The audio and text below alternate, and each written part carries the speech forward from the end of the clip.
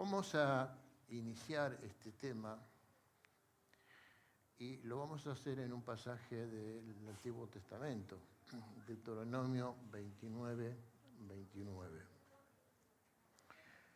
No sé si se habrá fijado, allí no hay ningún título, ni tema, no hay nada. Simplemente está el pasaje bíblico. El pasaje bíblico dice lo siguiente: las cosas secretas pertenecen a Jehová nuestro Dios, mas las reveladas son para nosotros y para nuestros hijos, para siempre, para que cumplamos todas las palabras de esta ley.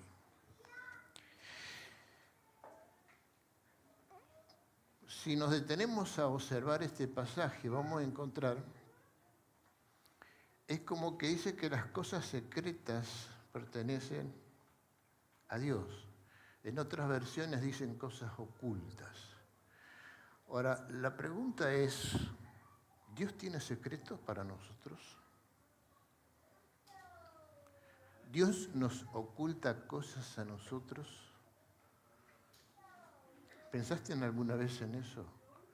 Yo miraba este pasaje y dije, Señor, pero ¿qué secreto puede tener Dios para nosotros? Pero viendo, digamos, un poco en la profundidad del tema, encontramos, ¿sabes por qué dice este pasaje que las cosas secretas son de Dios? Porque Dios no puede revelarnos todo lo que Él es, porque no tenemos la capacidad de poder entenderlo. Nuestra capacidad intelectual, nuestro razonamiento, nuestro pensamiento está limitado. Entonces Dios no puede demostrarnos toda su grandeza, su magnificencia, porque no lo entenderíamos. ¿Me siguen hasta acá? Entonces lo que Dios está diciendo, miren, yo les revelo a ustedes lo que sí pueden entender. La revelación que yo les dejo a ustedes, lo que su mente puede entender, su inteligencia lo puede aceptar y podemos razonar, ¿no es cierto?, y tomar decisiones. ¿Me siguen acá?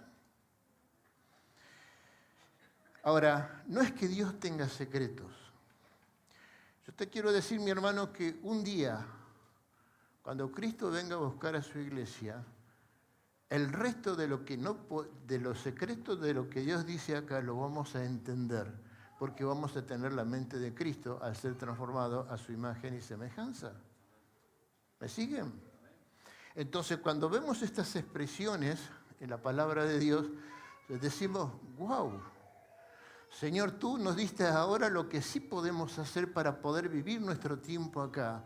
Pero un día vamos a estar transformados con la mente de Cristo y vamos a ver toda la dimensión total de la divinidad de Dios Padre. ¿Cuánto le dan gracias a Dios Padre por esto? Dale un aplauso porque estas son revelaciones que vienen desde el corazón de Dios. Entonces, todo lo revelado lo tenemos ¿en dónde? Aquí. Entonces la Biblia empieza a tener, ¿cómo decirlo? Otro concepto de parte nuestra. Porque las cosas que Dios ha revelado y las que son necesarias para nuestras vidas están en su palabra. Aquí encontramos toda la revelación que nosotros podemos entender, que nuestra mente puede entender, ¿no es cierto?, que nuestra inteligencia nos permite entender. Allí entra en acción el Espíritu Santo, porque lo que Dios revela es sobrenatural. ¿Y qué tenemos nosotros en nuestro cuerpo? Al Espíritu Santo, que es sobrenatural. Y allí el Señor Jesús dijo, Él os enseñará todas las cosas. ¡Wow! O sea, entramos en un proceso, hermano, como hijos de Dios, de poder comprender de que Dios no nos oculta nada, sino que simplemente nos revela lo que necesitamos saber y es necesario porque nuestra mente es limitada. ¿Vos bien hasta ahí? Esta es una introducción. Ahora vamos a introducirnos con este concepto de revelación Y yo elegí un pasaje que es muy conocido para tratar más o menos y entender ese concepto de revelación de Dios a nuestras vidas. ¿Sí? Y eso está en el Salmo número 1. ¿Cuántos conocen el Salmo? ¿Cuántos lo han leído? A ver, ¿cuántos lo han leído? Muy bien.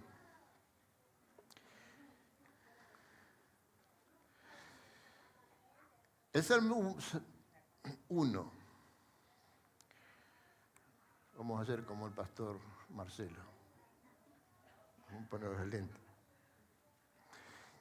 Dice así: bienaventurado el hombre que no anduvo en consejos de malos, ni estuvo en caminos de pecadores, ni en silla de escarnecedores se ha sentado, sino que en la ley de Jehová está su delicia, y en su ley medita de día y de noche.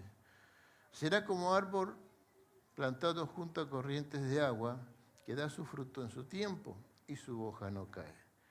Y todo lo que hace prosperará, no así los malos, que son como el tamo que arrebata el viento. Por tanto, no se levantarán los malos en el juicio, ni los pecadores en la congregación de los justos. Porque Jehová conoce el camino de los justos, mas la senda de los malos perecerá. Muy bien.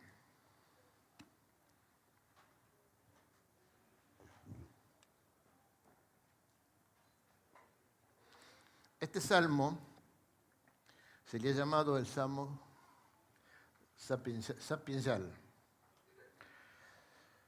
Es un salmo que se denomina dentro de los eruditos como un salmo, digamos, de canto a la sabiduría, al conocimiento. O sea, Dios se revela a nosotros, pero nosotros tenemos que aprender a conocer esa revelación. Y este salmo tiene contenidos que vamos a ir desarrollando de lo que Dios ha revelado para nuestras vidas. Es un salmo que tiene como propósito la enseñanza.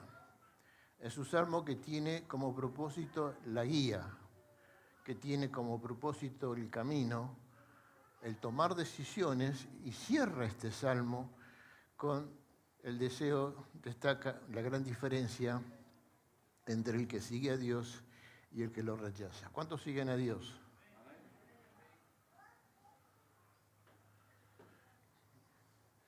¿Cuántos siguen a Dios? Ahora sí.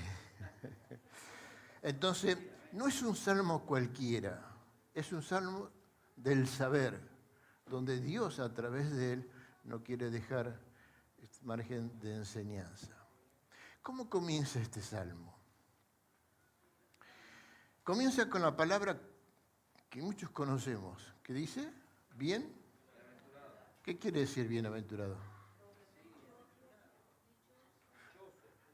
Felices. ¿Cuántos están felices esta noche? Señor, tu revelación no está clara, ¿eh? ¿Cuántos están felices esta noche? Amén. Muy bien. Pero la felicidad que propone acá el Señor no tiene que ver con el bienestar de este mundo. No tiene que ver con las cosas diarias, no tiene que ver con los lujos que podamos tener en esta tierra. Allí yo puse, digamos, a la felicidad, que dichoso, porque eso viene del hebreo simyá. Y aquí entramos en una diferencia con mi señora. Porque yo puse la letra HA o HO y ella me corrigió, no, se pone UH. Y usted dice, ¿cuál es lo correcto? ¿OH o HO? Ahí los maté. ¿Viste? Como buena señora quiere ganar, ¿viste? En el castellano, en la lengua castellana, es OH, pero en la definición del hebreo es HO o HA.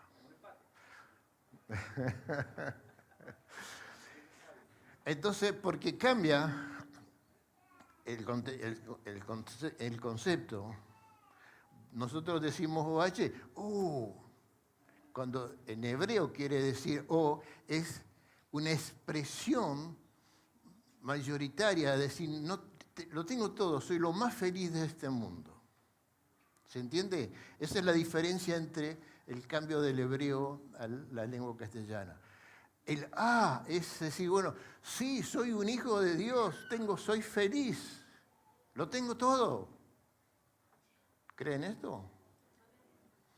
Pero eso es espiritual, porque yo puse allí, digamos, que es el proceso espiritual de Dios de darnos la felicidad. Dios pensó en tu vida y en la mía que vos seas feliz, que vos disfrutes de la felicidad de ser un hijo de Dios. Y eso es el gozo de la salvación. ¿Cuántos creen esto? El hablar del gozo de la salvación, mis hermanos, nace en el corazón del Señor.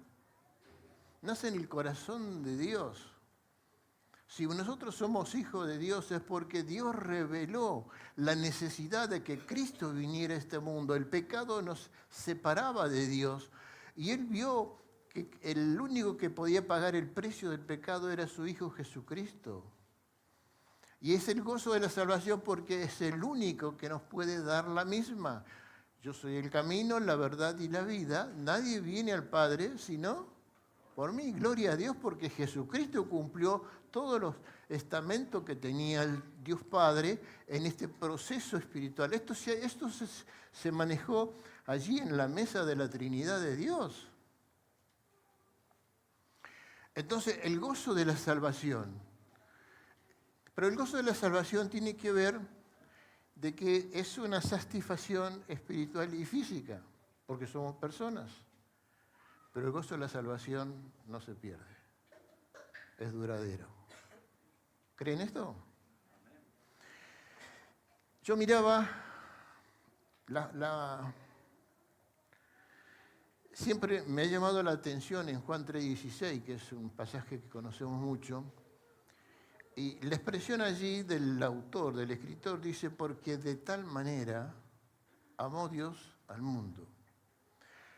Buscando en profundidad la frase porque de tal manera, es un indicativo del tamaño del amor de Dios.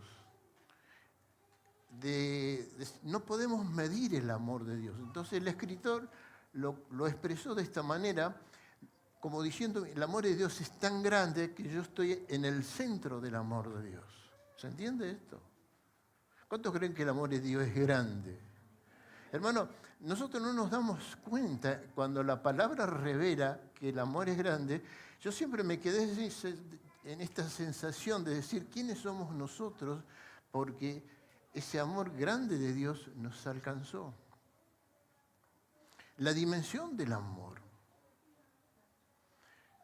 Un amor que también se expresa en su tamaño cuando Dios trató con su pueblo Israel. Dios los amó y les dice que los amó eternamente. Nos llega a nosotros también esa misma expresión. Ese amor tremendo. Pero cuando yo estaba mirando esto, yo dije, Señor, ¿cómo tú nos revelas cuánto nos amas? Cuánto somos importantes en tu corazón. ¿Qué soy yo para que vos me ames tanto y pongas a disposición la vida de tu Hijo? Que me ames tanto para que Cristo viniera a pagar el precio por mis pecados y yo llegara a tener esa realidad de tener una identidad, una dependencia, de ser hijo de Dios. Pero me llamó la atención cuando fui buscando estos temas y encontré que en los Salmos esta expresión, esta revelación de Dios de que nos amas tanto, está repetida 26 veces.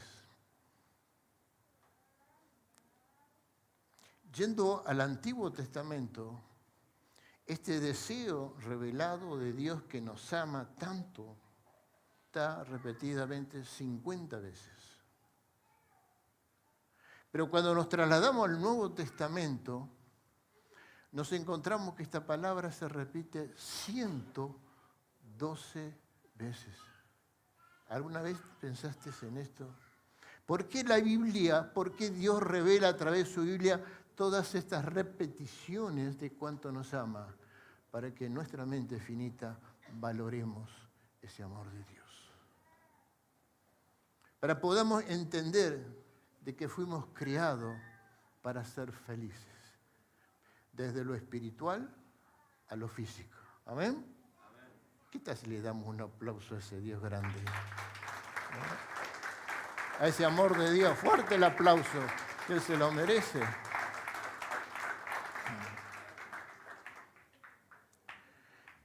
Hasta ahí estamos todo bien. Ahora viene otra cosa. Viene lo que más adelante en el Salmo, el salmista habla del consejo de los malos. Si yo los miro a ustedes acá, yo digo, gracias Señor, porque no hay ninguno malo. Son todos bonitos. Ahí le gustó, ¿no? Son todos bonitos. Hay 3 consejos negativos que es una advertencia que realmente debemos tener en cuenta, porque esta advertencia afecta a la vida del cristiano y a la vida del no cristiano. Lo primero que encontramos allí es, la palabra no anda, tiene que ver, no se deja influenciar por los consejos malos. ¿Qué es influenciar? ¿Qué es influencia? Se lo digo yo desde un diccionario bíblico. La influencia se refiere a la capacidad de un individuo, grupo o cosa que afecta las acciones, pensamientos o comportamientos de otro. Puede manifestarse de diversas formas, desde el poder persuasivo de un líder hasta el impacto de las tendencias culturales. Nuestro mundo se maneja a través de influencias.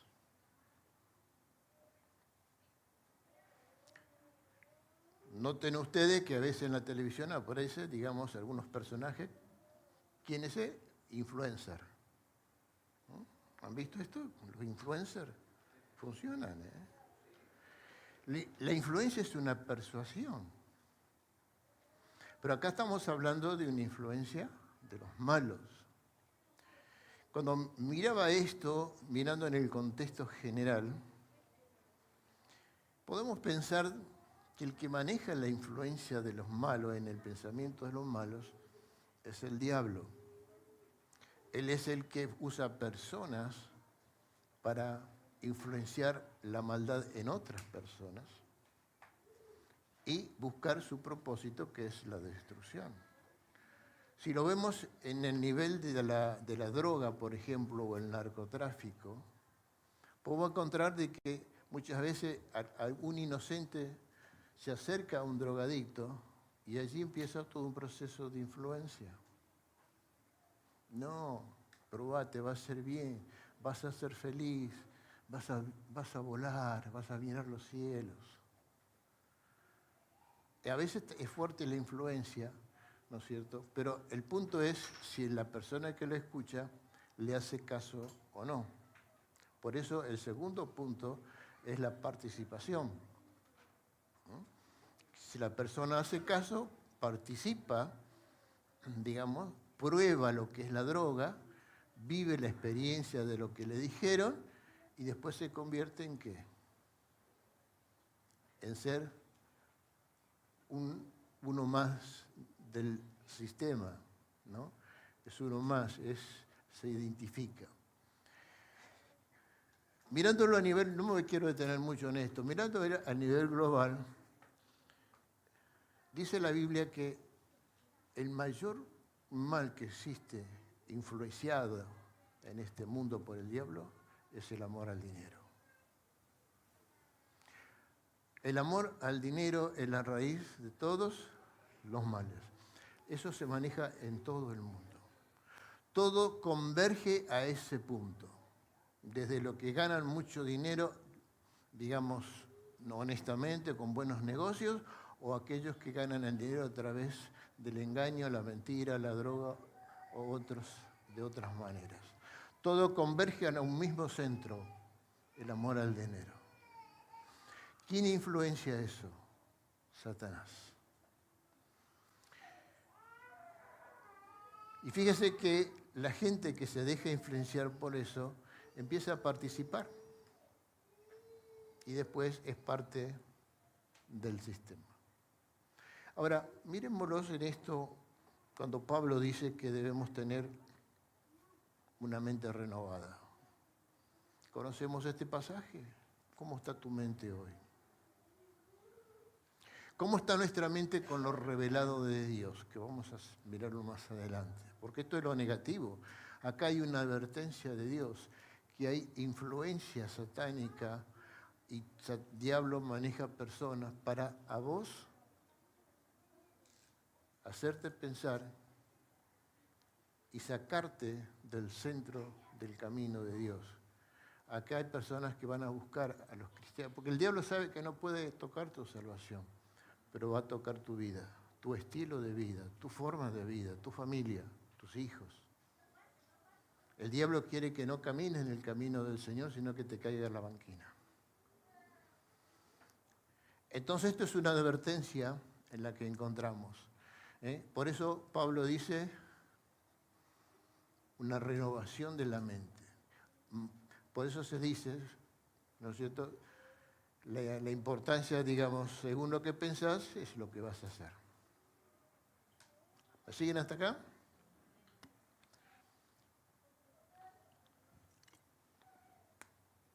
La palabra renovación significa que yo pongo en la balanza de mis decisiones lo que Dios me dice, la advertencia de Dios, lo que el diablo me dice y lo que yo hago. Puedo ser partícipe y puedo ser, digamos, identificable, o simplemente tomo las promesas de Dios, veo lo que Dios me dice y esto salgo de la banquina, no caigo en la banquina de la influencia del diablo. Es muy amplio esto, yo lo tengo muy grande acá, pero no lo voy a desarrollar todo porque el tiempo se va. Pero quiero ir a los consejos positivos. Y allí el Salmo dice, en la ley de Jehová está su delicia. ¿Cuál es la ley? ¿Sabes qué? Yo puse ahí, ¿no?, definiciones. Una palabra que es la intensidad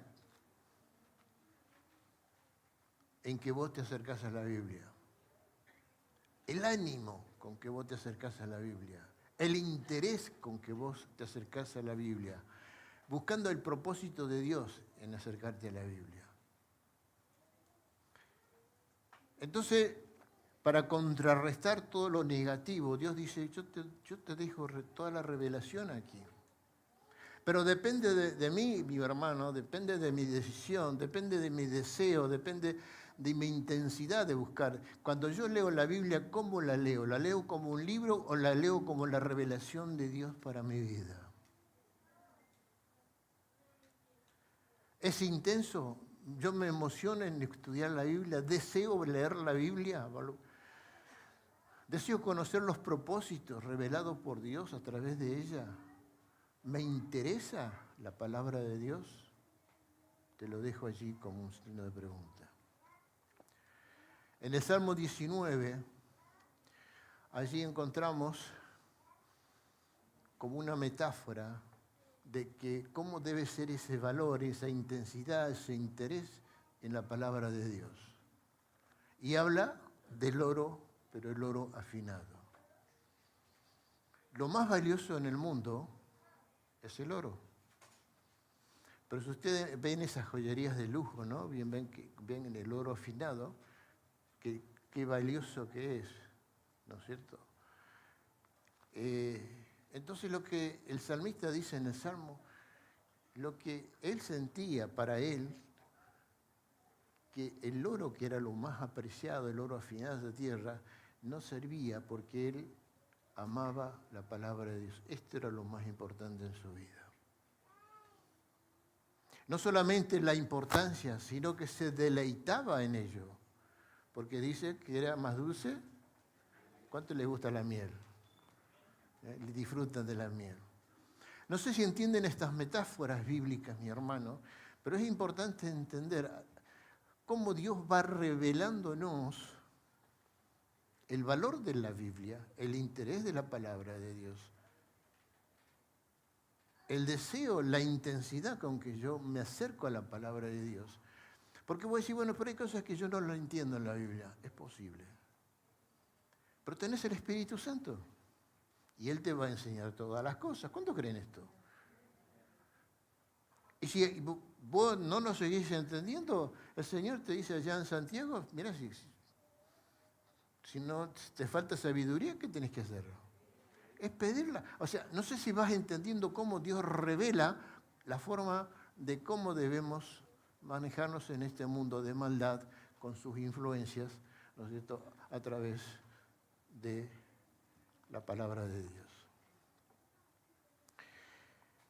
El segundo paso dice, en su ley medita. Meditar. Bueno, ahí yo encontré algo sobre los rabinos, ¿no? ¿Viste? Yo sé, pues los rabinos tienen las barbas largas, ¿viste?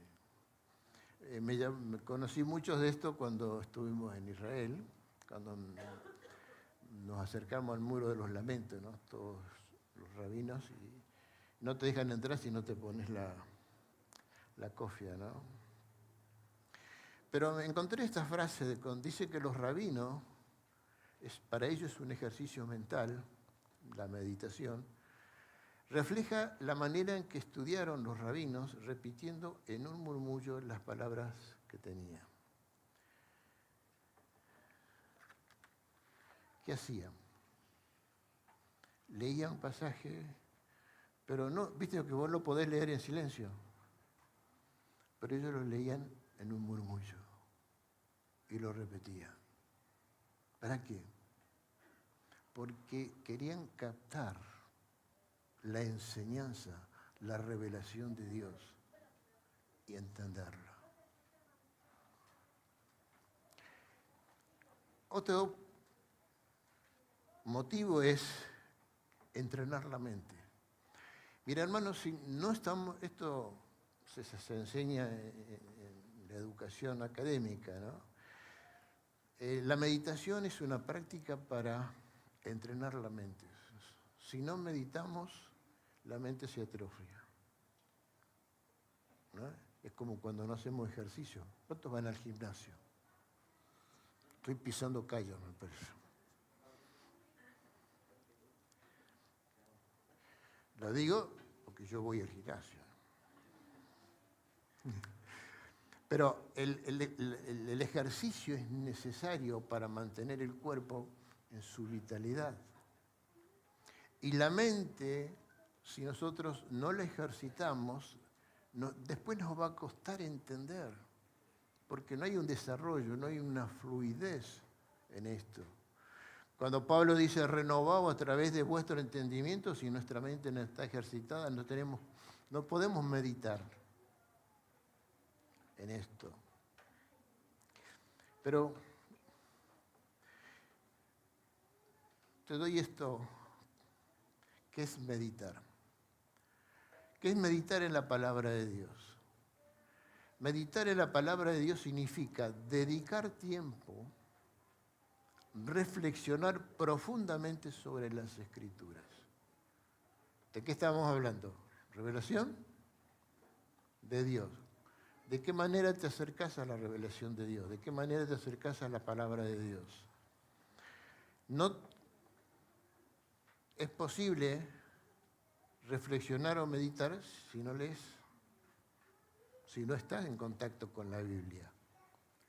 Dedicar tiempo y reflexionar profundamente sobre las Escrituras. buscando interés, intensidad, comprender su significado.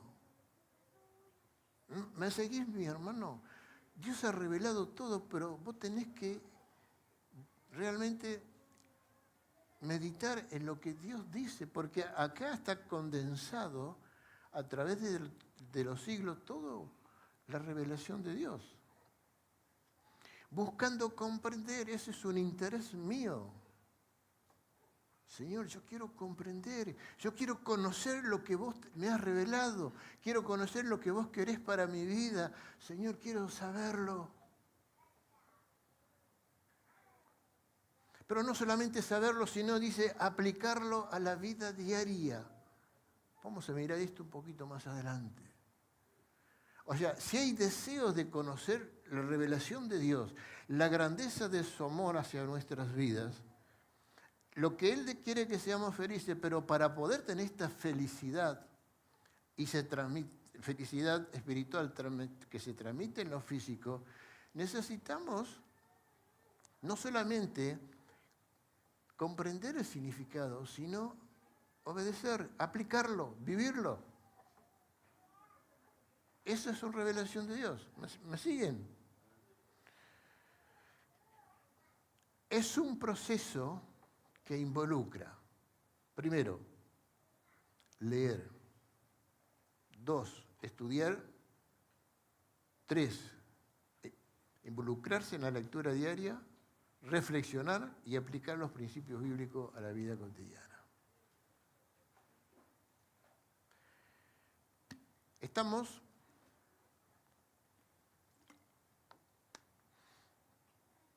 en una guerra espiritual como hijos de Dios. La vas a tener siempre hasta el día que Dios te lleve. Es importante entender que Dios en su revelación no solamente trata de decirnos los peligros que enfrentamos, sino cómo enfrentarlos, ¿no? Y cómo batallar contra ellos. Por eso puse allí, sobre este tema, un triángulo que yo ya lo he explicado en otro momento, pero se los traigo de nuevo.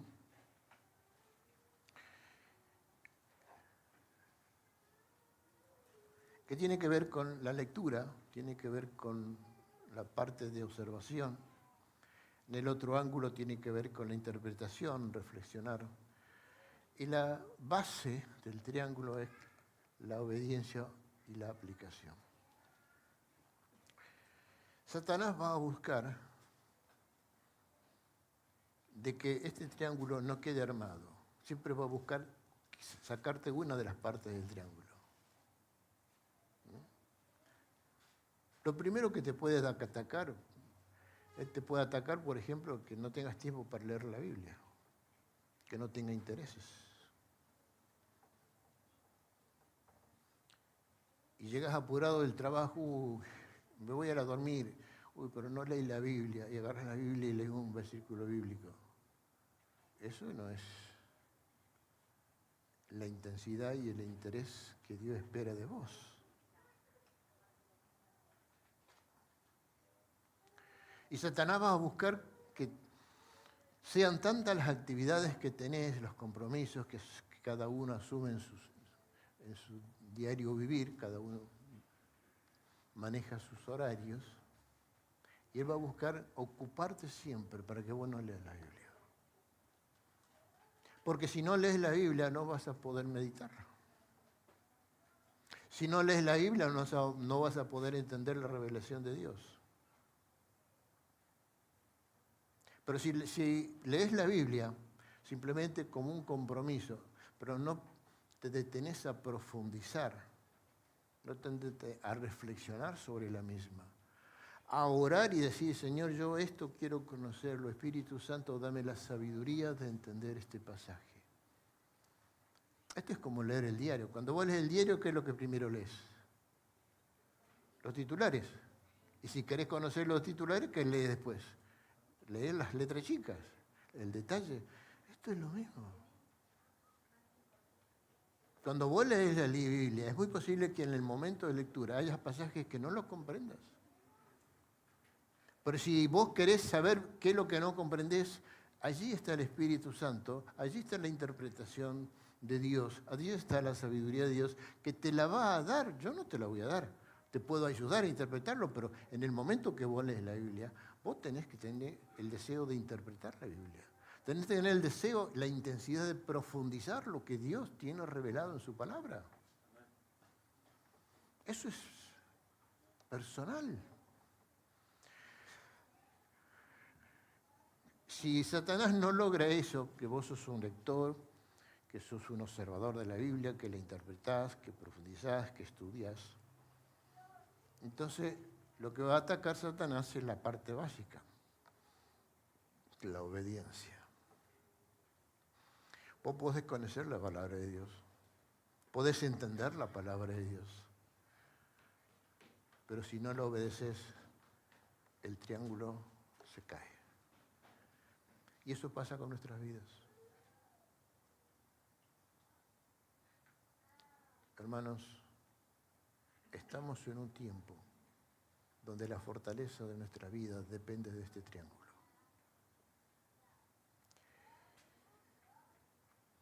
La importancia que le da el salmista de la palabra de Dios. Él dice que se deleitaba. La palabra de Dios tiene que ser un deleite.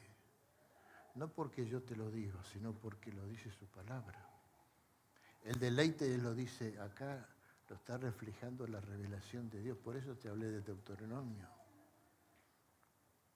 Si para el salmista la Biblia era un deleite, lo tiene que ser para vos también, porque Dios sigue siendo el mismo. Esto es personal. La delicia, la importancia, el interés, la intensidad, se está basando en eso.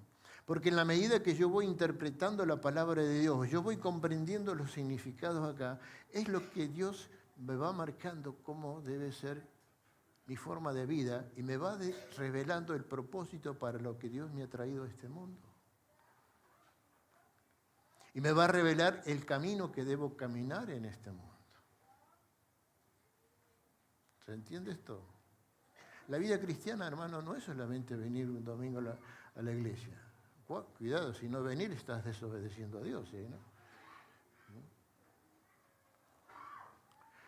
Entonces estamos aprendiendo a través de este salmo la importancia realmente de cómo Dios quiere fortalecer tu vida a través de este triángulo. Más adelante marca... se me va el tiempo.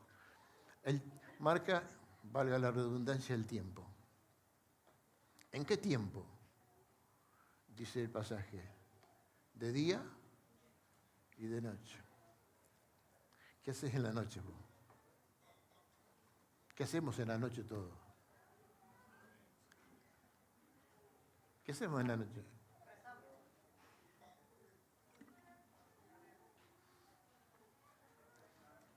¿Saben que Dios ha diseñado la noche para el descanso, para la recuperación del desgaste físico diario?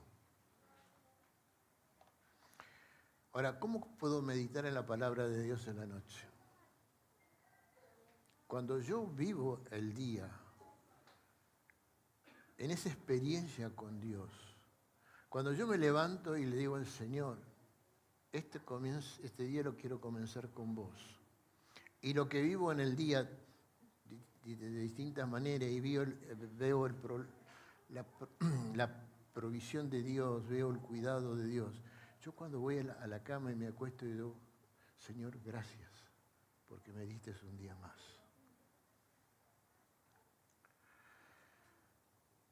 Por eso Dios le dice a Josué, nunca se apartará de tu boca este libro. ¿Cuánto tiempo? ¿Cuánto tiempo? Sino que de día y de noche son desafíos. Yo no estoy juzgando nada, mis hermanos. Yo no te estoy diciendo si lo hiciste o no lo hiciste.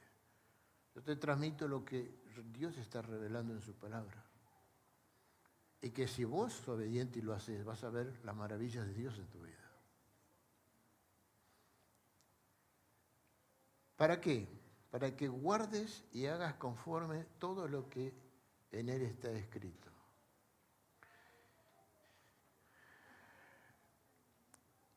He desafiado en algunos tiempos atrás de poder disponer ese tiempo de leer la Biblia en un año.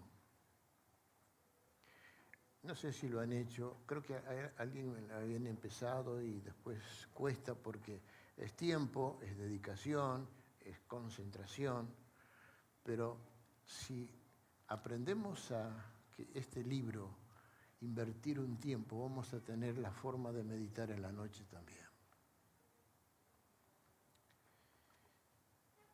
Hay dos pasajes sobre esto, están en el Salmo 3.5, no lo puse en pantalla. Me llama la atención el salmista, dice, yo me acuesto. Bueno, podemos dormir sentados también, ¿no? Pero simplemente, generalmente descansamos más y estamos en un Simmons, un Suavestar, no sé el colchón que usas, pero bueno. El salmista dice, yo me acuesto y duermo. ¿A uno le cuesta dormir enseguida cuando se acuesta? ¿Les cuesta? Hay otro que ponen la cabeza en la almohada y empiezan a roncar, ¿no? Bueno, él dice, yo me acuesto y duermo. No sé los tiempos en que vos te dormís, pero duermo. Y despierto. Y ahí esa frase dice, porque tú, Señor, me sostienes. Y me llamó la atención, ¿no? Que la expresión me sostienes, ¿en qué se basaba? Y escuché una vez una predicación de un colega donde él decía que cuando vos estás dormido y acostado, es como que la mano de Dios está bajo tu almohada.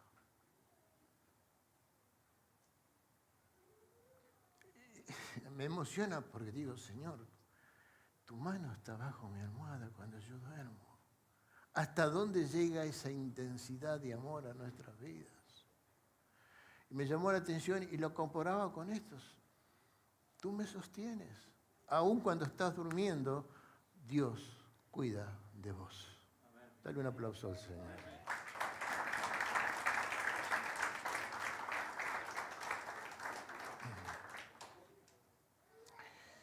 El otro salmo parecido, Salmo 4.8, dice, en paz me acostaré. Y ahí entramos en un dilema. Mayormente en los matrimonios. A veces no nos acostamos en paz. O sí. ¿Viste? Si vos te peleaste y no arreglaste el asunto cuando te vas a la cama, te acostaste con el enemigo.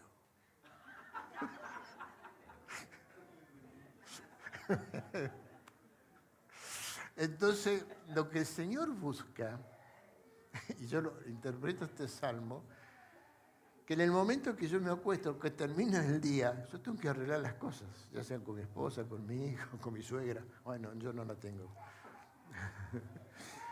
¿No es cierto? Pero que el acostarnos realmente sea en el proceso de que estamos en paz. Aún en nuestra relación con Dios, porque en el día hemos podido haberle fallado al Señor, de desobedecerle, hicimos algo que no era correcto para Dios. No te acostés sin arreglar las cuentas con el Señor. ¿Cuántos quieren acostarse en paz? Esta noche entonces, antes de acostarte, Señor, en paz me acostaré. Y buscar estar en paz. Buscar estar en paz. Y asimismo dormiré. Ahora, si te acostás enojado, podés soñar otras cosas. Pero si estás en paz, vas a descansar porque la mano del Señor está con vos allí. Dice el salmista, porque solo tú, Jehová, me haces vivir confiado. Qué hermoso. Dale un aplauso al Señor por esto.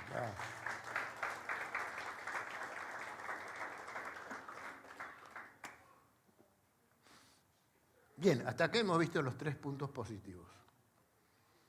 Ahora vamos a ir lo que es el resultado. Ahora, Dios busca resultados. Y acá la cosa se va profundizando más. Plantado junto al río. Cuando vemos esta metáfora o analogía, el propósito principal acá es la importancia de firmeza en la vida. Acá entramos en el diario vivir como hijos de Dios. Firmeza. Tenemos los consejos negativos, tenemos las influencias positivas de Dios, porque Dios quiere ver en vos un resultado. Y Dios quiere ver cristianos que estén firmes, forjados en la palabra de Dios. ¿Amén? Dios quiere ver cristianos realmente que responden y son felices por ser hijos de Dios. Pero aquí nos encontramos junto al árbol plantado junto al río. Pero cuando el árbol está plantado junto al río, si hacemos un análisis, vamos a encontrar que allí está el nutriente, que es la tierra, el fertilizante, está el calor del sol y está el agua. Si no hay agua, ¿qué pasa con el árbol?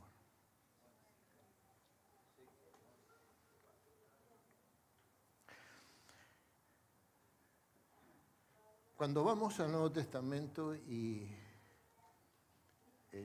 yo hice todo un estudio sobre el sistema de enseñanza de Jesús, sobre la enseñanza comparativa se le llama. Jesús se compara con la puerta, se compara con el camino, con la luz, se compara con el agua, con el pan.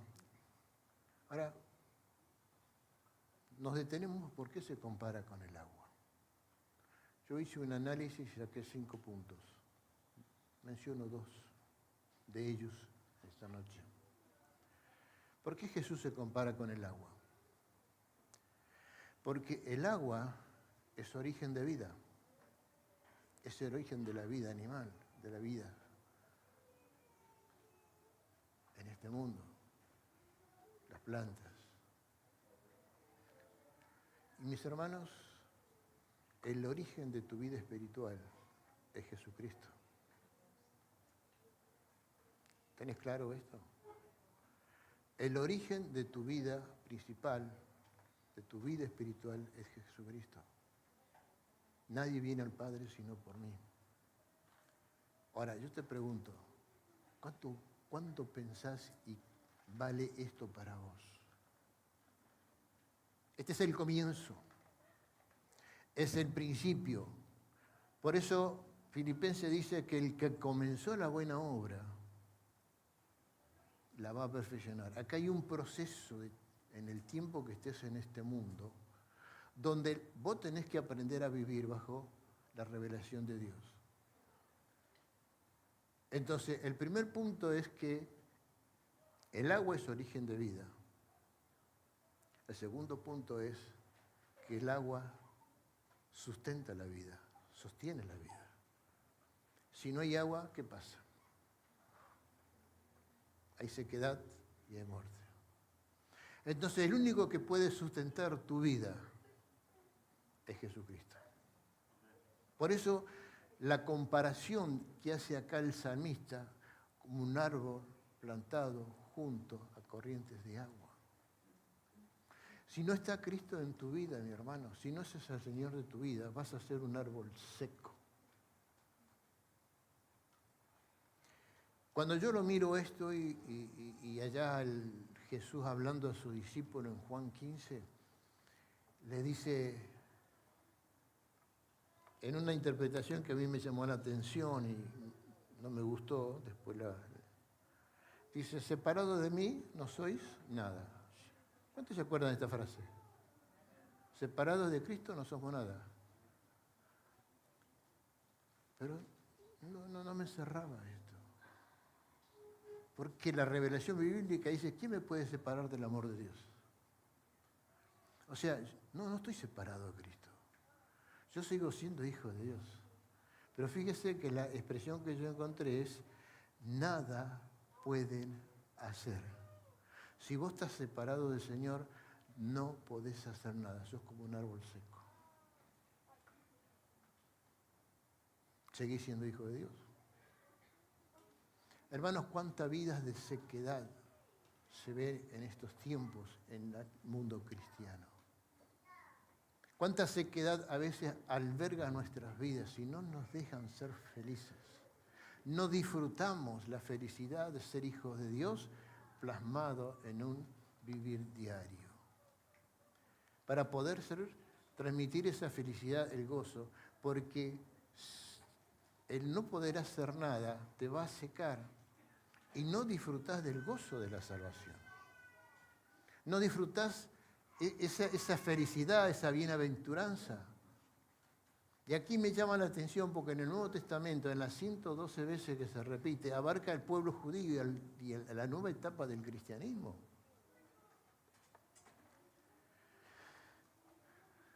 Entonces, lo que Dios nos está revelando aquí es los riesgos de cómo podemos vivir nuestra vida cristiana. La sequía puede ser porque no lees la Biblia. La sequía puede llegar porque tomamos decisión y después le pedimos la bendición a Dios. La sequía puede ser porque a veces nos enojamos con el hermano y no arreglamos las cuentas. La sequía puede ser también porque no estamos leyendo la Biblia, no estamos estudiando la Biblia, no estamos obedeciendo a Dios.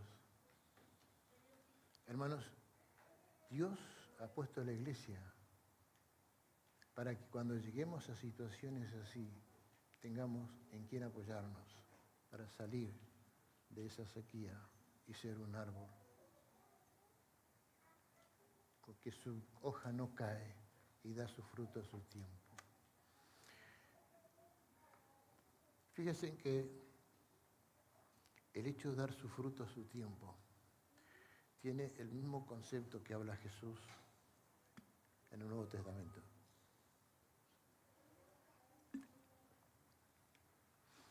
Cuando él habla de la parábola de la vid y el pámpano, él dice que separados nada se puede hacer. Si la rama se separa del núcleo de la vid, se seca, no tiene la savia, no tiene vida. Y Jesús dice, si ustedes se separan, no van a servir para nada, van a seguir siendo hijos de Dios, pero no van a ser útiles para Dios. Ahora, busquemos esto en que más adelante Jesús, yo he puesto para que llevéis mucho, es el mismo fruto que habla el salmista. El fruto tiene que ver qué estoy reflejando yo. Si mi vida es un verdor, si mi vida es los frutos que Dios permite que yo transmita, que la gente vea que hay fruto, hay una vida distinta, transformada, una vida que hay felicidad, puede haber circunstancias que nos corten, podemos estar más alegres, pero la alegría es circunstancial, pero el gozo del Señor en tu vida es eterno, es permanente. El fruto tiene que ver con que Dios quiere despertar, que nosotros tenemos que ser, no solamente ser felices por lo que Dios nos da a nosotros, sino ser felices por lo que podemos dar a otro. Que el fruto nuestro alcance a personas que no están conociendo a Dios, a personas que están en el camino al infierno. Pero para poder transmitir eso, por eso Jesús dijo, vosotros sois la luz del mundo. ¿Qué estamos reflejando? Hermano, hay que tener el interés de saber de que la felicidad más grande que Dios quiere que nosotros vivamos, es que cuando a través de nuestras vidas podemos llevar a otra persona a Cristo, hay gozo en los cielos por cada pecador que se arrepiente. Amén. No hay riqueza más grande en este mundo que cuando una persona pasa del reino de las tinieblas al reino de la luz.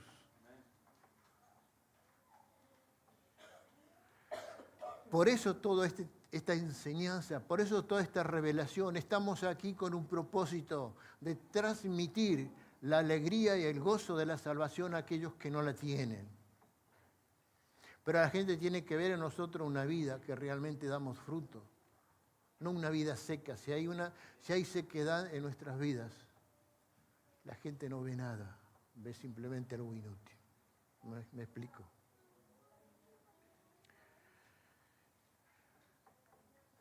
Se fue el tiempo, rápidamente. Dice, termina el camino de los malos, son como el tamo que arrebata el viento. Esto es la cápsula que mantiene el trigo y la tienen que trillar para sacarla, ¿no es cierto? Y el significado que el camino de los malos, de aquellos que no conocen al Señor, van a enfrentar el juicio de Dios. Pero Dios te ha puesto a vos y a mí con esta revelación de que esas personas tengan la oportunidad de saber que pueden salir del reino de las tinieblas al reino de la luz. Que en vez de ser la cápsula del trigo sea el trigo. No sé si me explico en esto. Terminamos. Los músicos voy a pedir que pasen, por favor. La última placa concluye de la siguiente manera. Porque Jehová conoce el camino de los justos, mas la senda de los malos perecerá.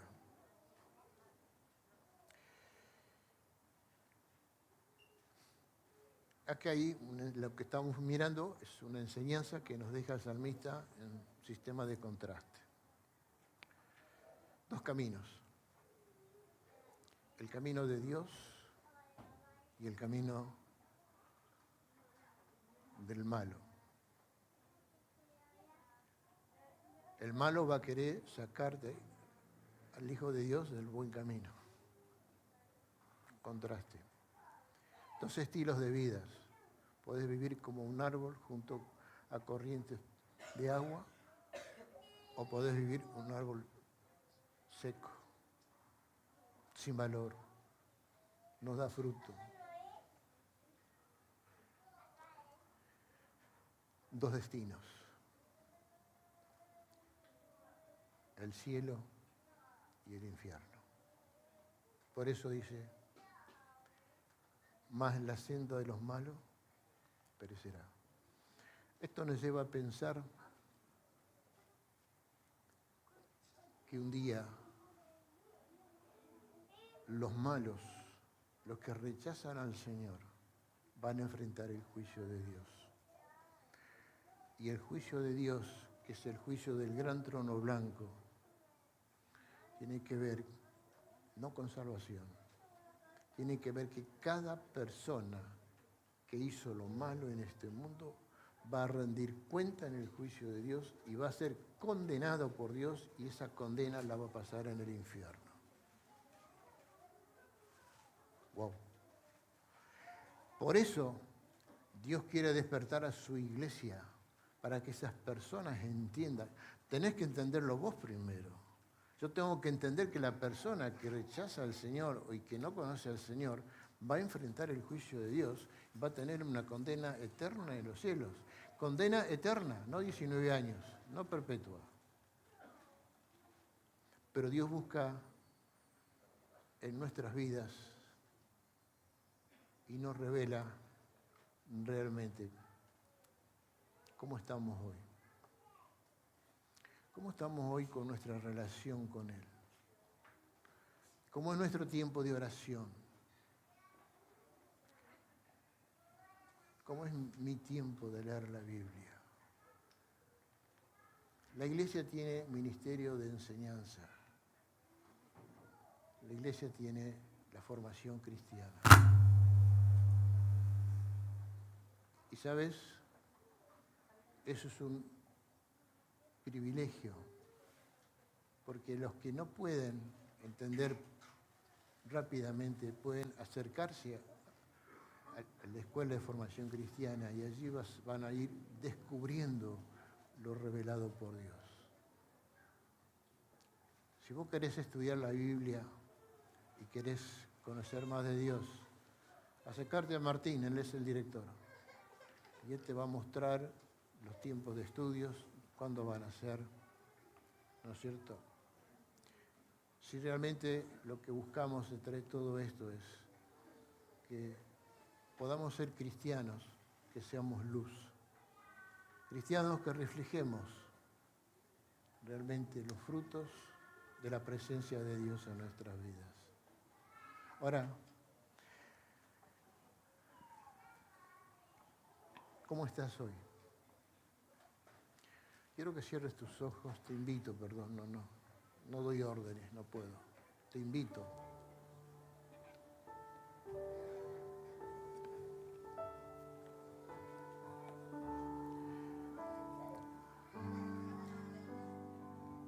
Allí con los ojos cerrados, quizás con una mirada hacia adentro, quizás no estás bien en tu comunión con Dios, quizás tenés un punto de sequía en tu vida, quizás hay cosas que no te gustaron. Miren, mis hermanos, hay algo que es notable en todas las iglesias. Conozco todas las iglesias de nuestra denominación y siempre cuando hay relaciones interpersonales no resueltas, lo primero que hacen se van de la iglesia. Y cuando hay sequedad, muchas veces en vez de buscar ayuda en la iglesia, se van. Esas son las influencias del diablo. Pero no dejemos que la paz de Dios la saque el Satanás. Allí en tu relación con el Señor, en este tiempito que estás, si hay algo que ha perturbado tu vida, si hay algo que te ha angustiado, si hay algo que no está bien en vos, si hay algo que no te permite ser feliz, bienaventurado, Dios quiere que esta noche te vayas con su bienaventuranza.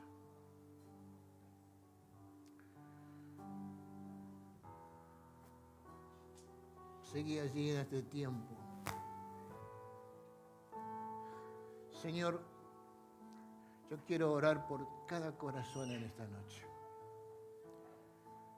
Padre, si hay algo que ha sido perturbador en la vida de algunos de mis hermanos, angustiante, no resuelto, que nos ha llevado a estar secos espiritualmente, que el diablo ha ganado la batalla en su influencia. Señor, yo oro para que esta noche haya un renuevo en la mente, una renovación y volver a los brazos tuyos, porque siempre tú estás dispuesto a darnos tu felicidad. Estás dispuesto a volver en nuestras vidas el gozo de la salvación. Por eso oro, Señor, si en esta noche tú estás tocando los corazones, Espíritu Santo, y si allí hay algo que no está bien, Señor, que haya decisiones en el corazón, realmente de entender la grandeza de tu amor, la forma de que debemos aprender a vivir en esta vida y el para qué nos tenés en esta vida. Señor, las vidas secas no transmiten amor, no transmiten vida, tan secas. Pero las vidas que están como un árbol que florece, como un árbol que da fruto, que siempre está con su verdor, da vida. Por eso en esta noche, Señor, sigue Espíritu Santo tocando cada corazón. Y si hay algo que ha pasado en ti, pídele perdón al Señor. Reconcílate con Él. y declara en tu corazón y delante de Dios que querés salir esta noche bienaventurado. Si es así, levanta tu mano a aquellos que quieren salir esta noche con la bienaventuranza de Dios, de sacar todo aquello que ha sido negativo, de romper con las influencias negativas y empezar. Levanta tu mano en alto, porque Satanás tiene que ver las decisiones que tomas. Señor, muchas manos levantadas. Gracias, Padre, porque tú eres un Dios de restauración. Yo afirmo, Señor, y confirmo lo que cada una de estas manos levantadas ha confirmado en su corazón delante de vos. Ahora, Señor, confirmo y que haya la paz de tu presencia en sus vidas. Yo clamo esto en el nombre del Señor Jesús. Amén. Amén. Quiero también tomar un tiempito para aquellos, los que nos ven por multimedia, decirles que si todavía no tenés la felicidad de Dios en tu vida, Cristo está todavía presente. Cristo te la puede dar. Simplemente con una oración podés entrar al reino de Dios. Y la oración es sencilla. Es decirle a Dios: Señor, yo soy pecador. Yo sé que estoy separado de vos. Yo sé que Cristo pagó el precio por mis pecados.